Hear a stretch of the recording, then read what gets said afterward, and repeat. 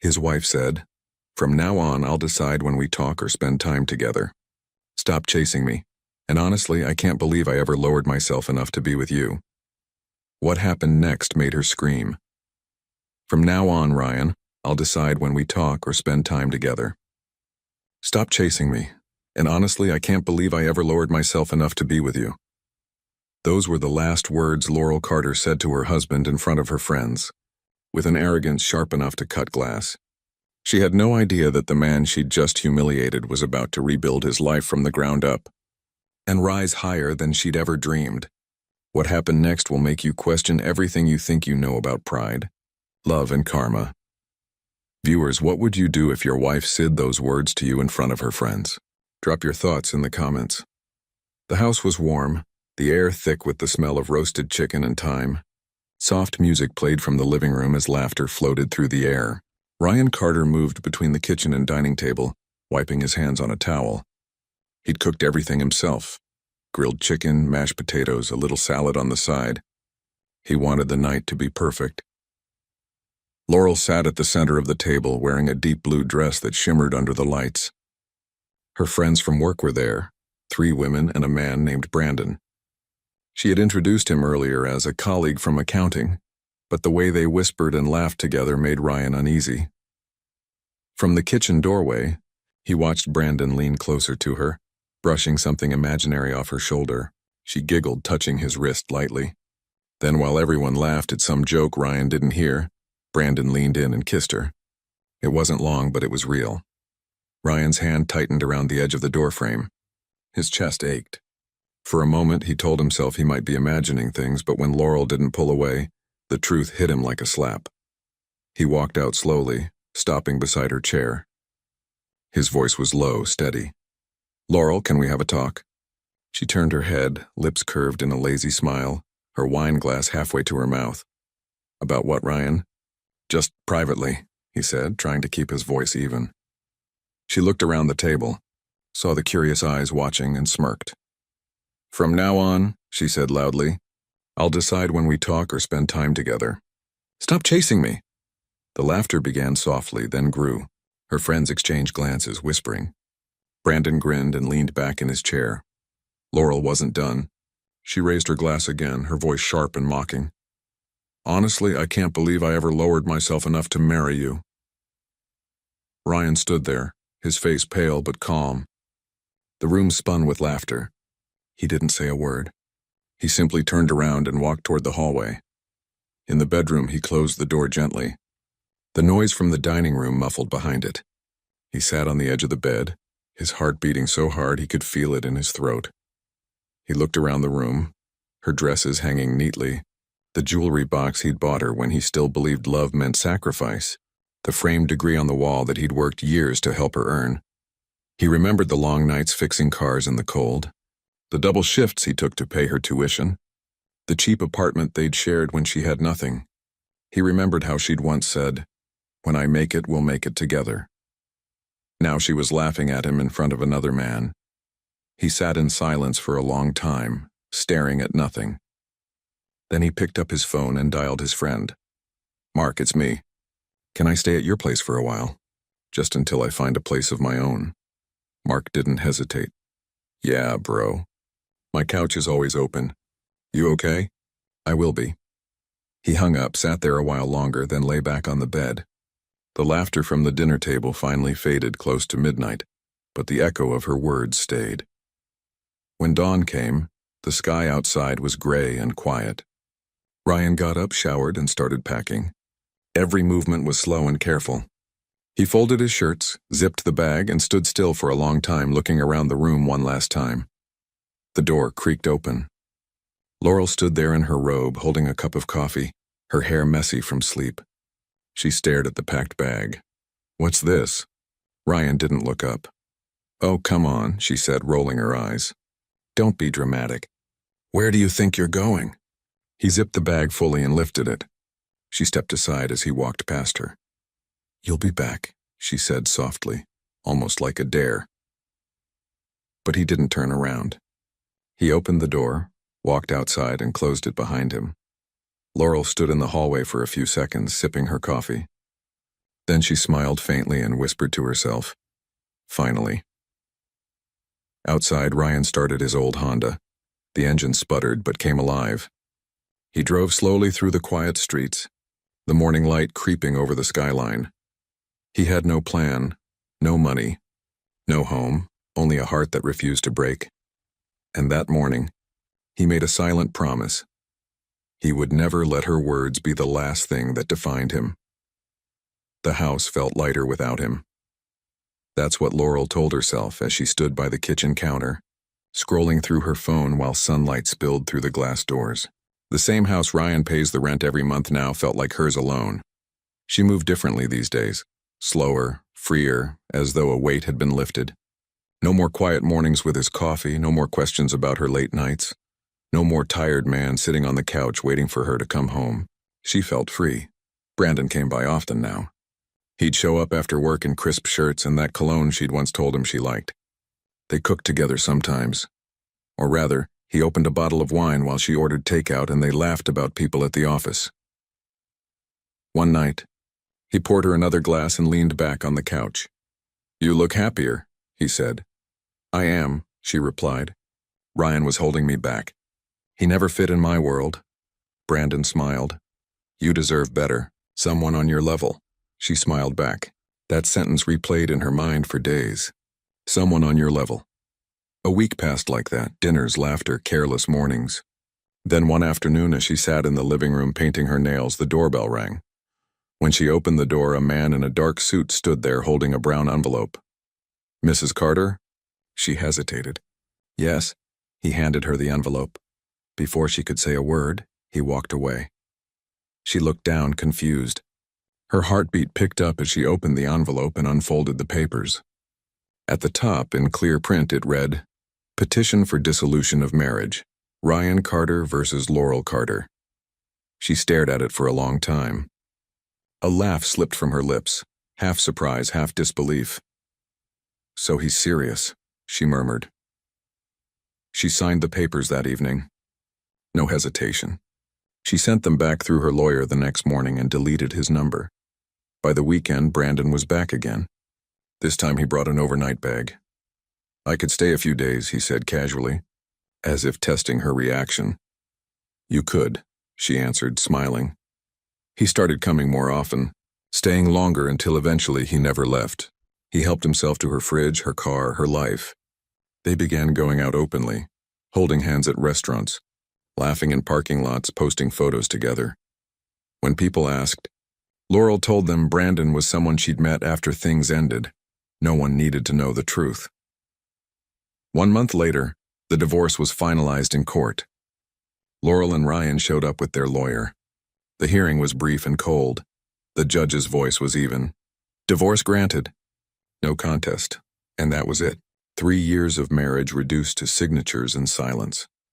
Outside the courthouse, Brandon was waiting beside his car, leaning against the hood with that easy charm. "So, you're free now?" "Completely," she said, sliding her sunglasses on. He kissed her right there on the courthouse steps. People watched, but she didn't care. She was finally living on her own terms. That night, Brandon opened a bottle of champagne. They toasted on the balcony. "To freedom," he said, smiling. "To freedom," she repeated, raising her glass. For a moment, she looked out over the city lights and felt proud. Proud that she'd chosen herself. Proud that she'd walked away from a man who couldn't keep up. But as she turned back, Brandon's phone lit up on the table. A woman's name flashed across the screen with a heart emoji. Laurel glanced at it and then at him. He smiled casually and turned the phone face down. "Just a friend," he said. She nodded, forcing a laugh. "Of course." She didn't ask again. And as she turned back toward the city skyline, a strange feeling crept into her chest. The kind of quiet unease that feels like a whisper before a storm. Morning light crept through the half-open blinds of Mark's small apartment. The smell of strong coffee filled the room. Ryan sat at the kitchen table, sleeves rolled up, staring quietly at the cup in his hand. The court had ended yesterday. Everything on paper was finished, but his mind still replayed the silence of that courtroom. The sound of a door closing on 3 years of his life. Mark came out of his room buttoning his shirt. "You're up early again," he said. "Can't sleep past 6 anymore," Ryan replied. His voice was calm, steady. "Body's used to working," Mark smiled faintly. "You're still coming home late every night. That garage is going to wear you out." Ryan took another sip. "It's better than sitting still." By 7, he was already on the road. The old Honda rattled down the narrow street, rainwater still glistening in the gutters from the night before. When he reached Carter Auto Works, he parked, stepped out, and breathed in the scent of oil and wet asphalt. He unlocked the gate, rolled it up, and the familiar clang echoed through the quiet street. Inside, the workshop felt alive again, a radio humming low, sunlight cutting through the dusty windows, and the faint tick of cooling metal from the cars he'd finished the previous night. He worked alone. As always, his hands moved with precision, bolts, plugs, belts, all muscle memory. The grease didn't bother him. The silence didn't either. He'd learned to fill it with thought. Around mid-morning, Mark pulled up in his pickup with 2 sandwiches. "You forget breakfast again," he said, stepping out. Ryan took one and smiled. "I didn't forget. I was saving space." They sat on the steps outside the workshop, eating in comfortable silence while traffic built up on the main road. "You're doing better than I expected," Mark said finally. Ryan shrugged. "You don't fix life by talking about it. You fix it the same way you fix a car, one bolt at a time." A light wind blew dust across the pavement. Ryan finished his sandwich, wiped his hands, and stood. Back to it. By afternoon, customers came and went. Taxi drivers, delivery men, a mother with a worn-out minivan. Ryan treated everyone the same, fair, quiet, focused. The work was honest, the pay small, but every day, he felt the weight lift a little more. When the sun dipped low, he cleaned the tools, washed his hands, and stood in the doorway watching the road shimmer with evening heat. The air was still, the kind that carried the smell of an approaching storm. He thought of Laurel once, briefly, then pushed the thought away. He grabbed his jacket, locked the workshop, and started the car. Thunder rolled faintly somewhere in the distance as he drove back toward the apartment. The sky darkened, clouds gathering thick and heavy. By the time he reached home, rain had begun to fall, slow, soft, and steady. Ryan paused by the window, watching the drops trail down the glass. Something about that sound calmed him, like the world was being washed clean. Rain poured across the city that night, tapping softly against windows and rooftops. In Mark's small apartment, Ryan stood by the window, a cup of coffee in his hand. The streetlights glowed dim through the rain, cars moving slow under the wet shimmer of the road. Mark was already asleep on the couch. The sound of the rain filled the room. It was steady, peaceful, the kind of sound that made you think instead of sleep. Ryan sat down, picked up his notebook from the table, and went through the list of jobs he had for the next day. 3 cars waiting, 1 engine rebuild, 1 delivery van tune-up. He smiled faintly. Work was the only thing that made sense now. Across town, the same rain brushed against the glass of a tall apartment building. Laurel stood at the balcony, watching it fall in thin silver lines. The lights of the city danced below her feet. Brandon sat behind her on the couch, flipping through channels, his laughter mixing with the sound of the TV. "Come sit," he said. "You're going to catch a cold." "I like the rain," she replied softly. He shrugged and turned back to the screen. Laurel leaned against the railing, letting the cool drops touch her face. She thought of Ryan, not with regret, just with a quiet curiosity. Was he fine? Did he move on? She brushed the thought aside. She didn't want to feel anything. Not tonight. Brandon muted the TV. "You hungry?" "Not really." "Good," he said, standing. "I'm heading out for a bit. I'll see you later." He grabbed his jacket and left. No explanation, no goodbye kiss. The door shut softly. Laurel stood alone in the silence. She poured herself a drink, sat on the couch, and stared at her reflection in the dark TV screen. For a moment, the apartment felt too big for one person. She picked up her phone, opened social media, and posted a photo, her feet up on the balcony rail. The caption, "Peace feels better than people." Likes started rolling in. The glow of her phone filled her face. She smiled again, a small, practiced smile. Across the city, Ryan turned off the light in the living room and stretched out on the couch. His body ached from the day's work, but it was the kind of pain that made him proud. He stared at the ceiling. the rain still falling outside. Mark shifted in his sleep and muttered something. Ryan smiled slightly and closed his eyes. Two people, one city, same storm, one chasing comfort, the other building peace. The rain kept falling, and in that quiet rhythm, their separate worlds moved one step closer to crossing again.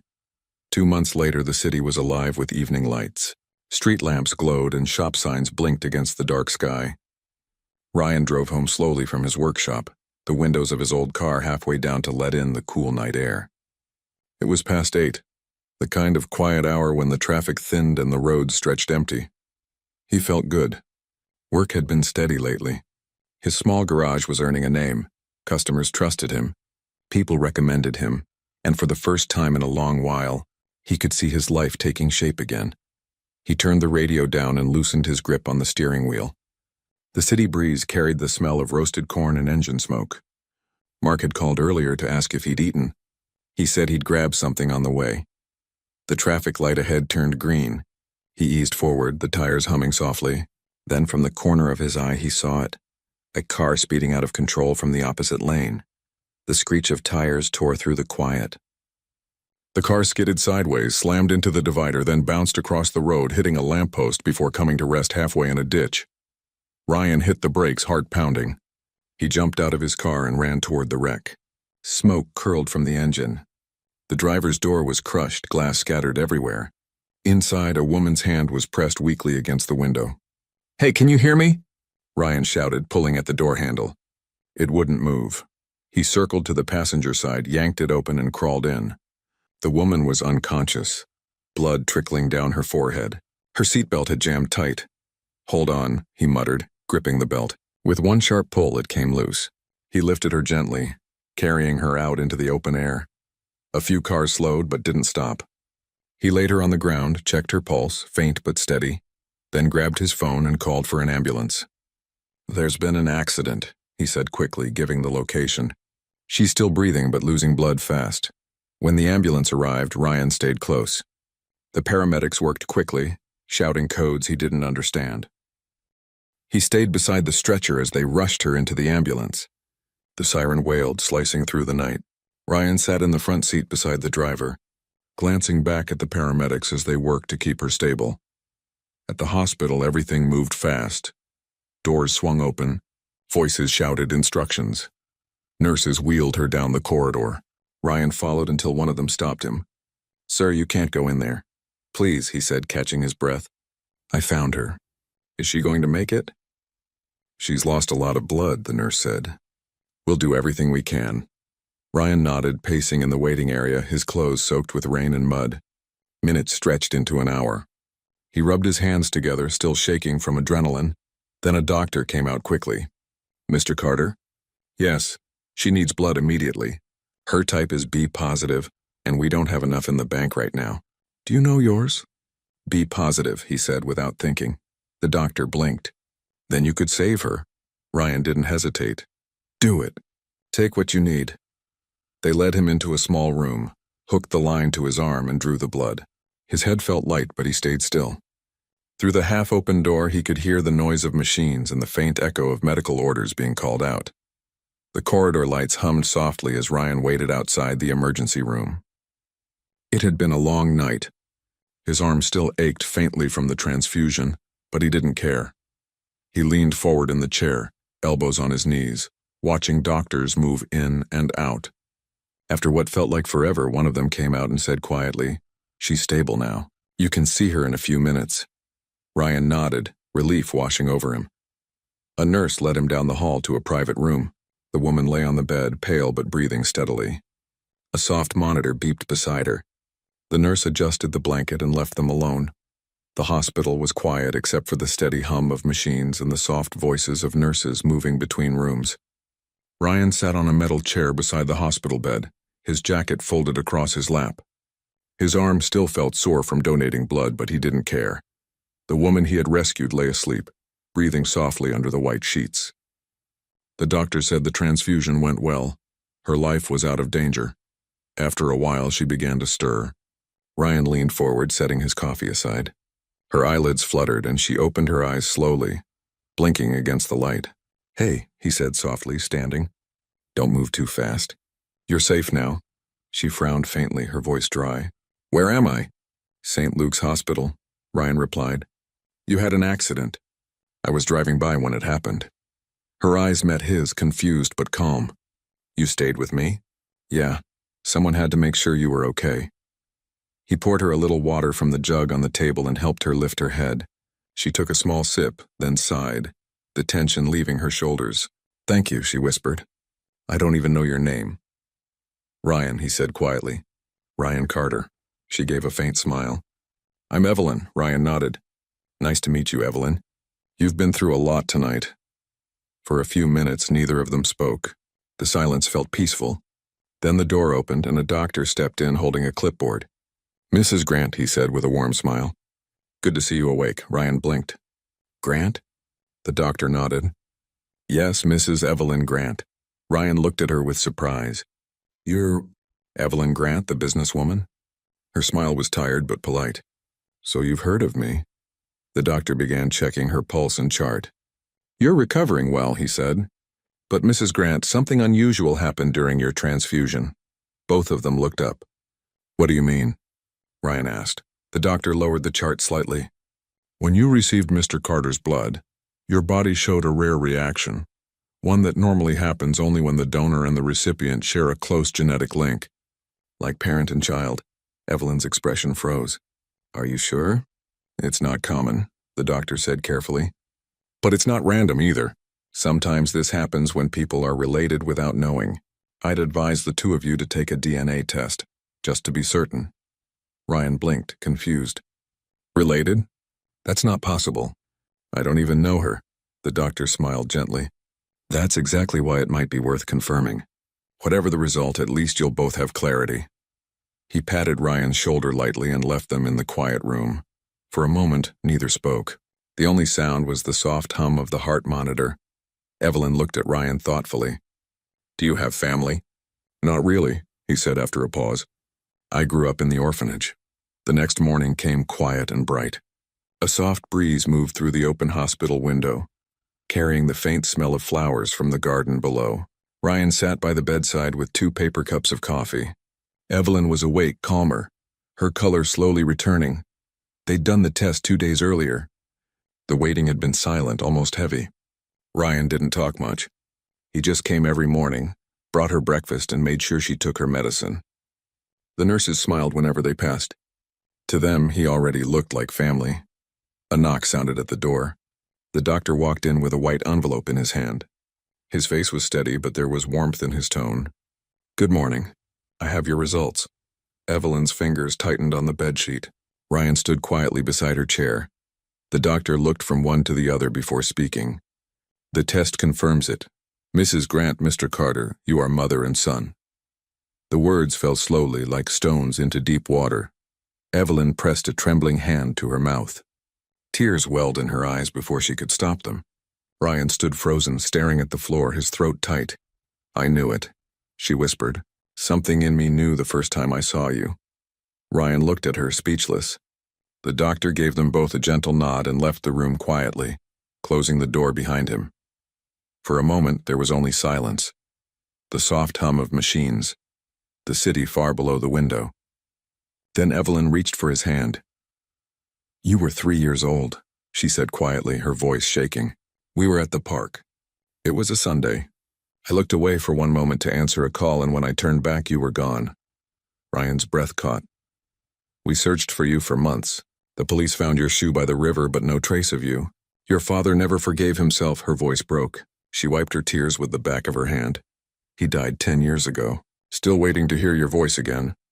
Ryan sat down slowly beside her, his eyes fixed on the blanket. "I grew up in an orphanage," he said softly.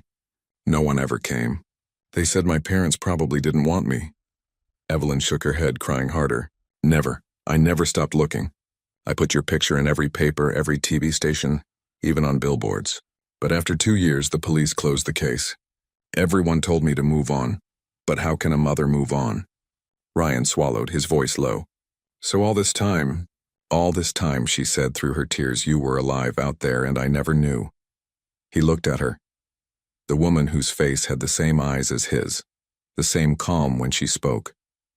He reached out slowly, touched her trembling hand, and said quietly, "You found me now. That's what matters." She nodded, her tears falling freely. Then she smiled through them, the kind of smile that carried both pain and peace. "I have so much to tell you, so much time to make up for." Ryan smiled faintly. "Then we'll start from today." She reached forward and pulled him into her arms. The machines beeped softly beside them, the light spilling through the window, warm and golden. For the first time in years, Ryan felt something he hadn't felt since childhood: belonging.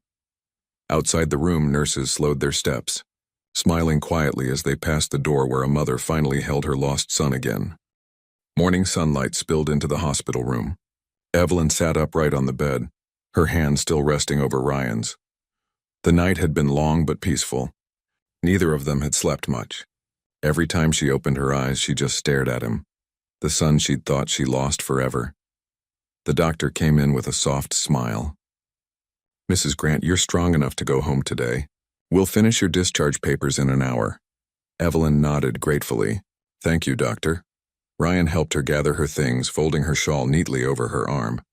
When they stepped outside, the air was crisp, the city bright. A black SUV waited by the curb, her driver standing by the door. Evelyn turned to Ryan. "You'll come home with me, won't you?" He hesitated for a moment, then smiled. "Yes, ma'am. I will." The drive to her estate was silent at first. Ryan stared out the window as the streets changed from busy markets to quiet tree-lined roads. When the car turned through the tall wrought iron gates, he exhaled softly. The house before them looked like something out of a dream: wide lawns, fountains, polished stone steps, and tall windows that reflected the sky. Inside, everything glowed with quiet elegance. Evelyn led him through the hallway, her steps slow but proud. Family portraits lined the walls: one of her late husband, one of herself decades younger, and another of a small boy with the same brown eyes as Ryan. She stopped in front of it. "That's you," she said softly. Ryan looked at the frame for a long time. "Guess I had hair once," he murmured, and she laughed through her tears. Later that afternoon, Mark arrived at the mansion after receiving Ryan's call. He stood at the gates, staring up at the house. "You're joking," he said as Ryan waved him in. Ryan grinned. "Come in before the guards start thinking you're lost." Inside, Evelyn was waiting in the sitting room, dressed simply but radiant. She walked to Mark and held out her hand. "You must be the friend my son told me about, the one who gave him a home when he had none." Mark shook her hand awkwardly. "Yes, ma'am. I didn't do much. You did enough," she said warmly. "You gave him shelter and dignity when the world turned its back. That means everything to me." She turned to her assistant. "Make arrangements for Mr. Mark. Get him a villa in a decent environment." Mark blinked, lost for words. "Ma'am, that's too much." Ryan clapped him on the shoulder. "Just take it, man. She's not used to small thank yous." They laughed, the sound light and full. That evening, Ryan walked through the balcony with Evelyn, watching the sunset spread across the city below. The light touched everything gold. "What are you going to do now?" she asked softly. Ryan smiled faintly. "Keep fixing engines. But this time bigger ones." She turned toward him. "Then let's do it together. We'll build something that carries your name." He looked at her, his mother, his miracle, and nodded slowly. Down in the garden, the lights began to glow as dusk deepened. For the first time, Ryan felt the peace of a man whose story had finally come full circle. Across the city, Laurel's world had begun to collapse. Brandon had convinced her to invest in a once-in-a-lifetime deal, and in her desperation to impress him, she stole money from the company's account, promising herself she'd replace it before anyone noticed. But once the funds hit Brandon's hands, he vanished. Phone off, apartment empty, no trace left behind. Days later, her company launched an audit. The missing funds led straight to her. Laurel was arrested, her face splashed across every news blog she once read for gossip. To settle the charges, she sold her car, her jewelry, her designer clothes, everything. When it wasn't enough, she borrowed, begged, then finally stopped answering calls. Her landlord threw her out after 2 months of unpaid rent. The same woman who once mocked her husband for not being on her level now slept in shelters, clutching the pieces of her ruined pride. Days became weeks.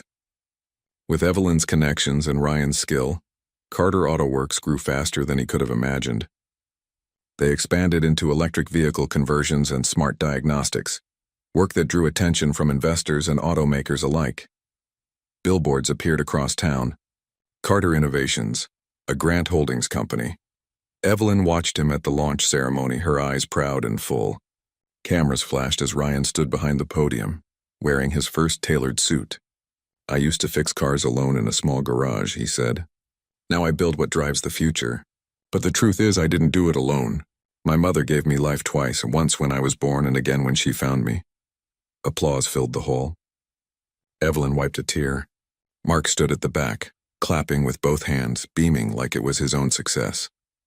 Across town, Laurel sat in her old apartment downtown, scrolling through her phone. The video of the event was everywhere. Ryan Carter standing beside Evelyn Grant, headlines calling him the lost heir of Grant Holdings. Her fingers trembled around the cup. She said to herself, "I must go and see him. He will forgive me. He will do everything for me." That morning's launch had been a success. Cameras flashed, investors applauded, and Evelyn had stood beside him, proud and composed. The story of the lost heir had spread everywhere, but he didn't chase the fame. He just worked. Early mornings, late nights, no shortcuts. When the conference ended, Ryan stepped outside. The sun was sharp against the glass walls, the street filled with cars that carried the engines his company now designed. He smiled faintly, remembering the man who once walked away from a broken home with nothing but grease on his hands and pain in his chest. That man was gone. In the evening, Evelyn invited him to dinner at the mansion. Mark joined them too, more relaxed now, his auto supply shop doing well. Laughter filled the dining room, rich and easy.